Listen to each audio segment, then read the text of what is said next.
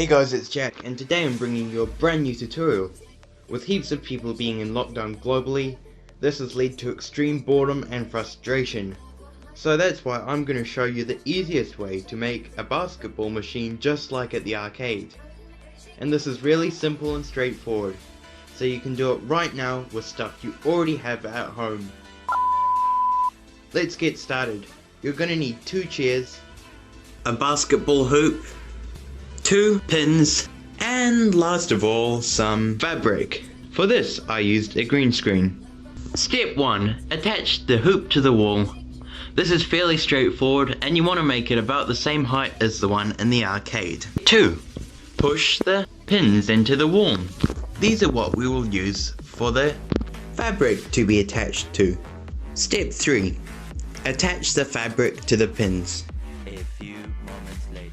Now this is more like it, we're almost done. Step 4. Drape the fabric over the chairs. Now, we're done. We have our very own arcade basketball at home. And now it's time for the demonstration.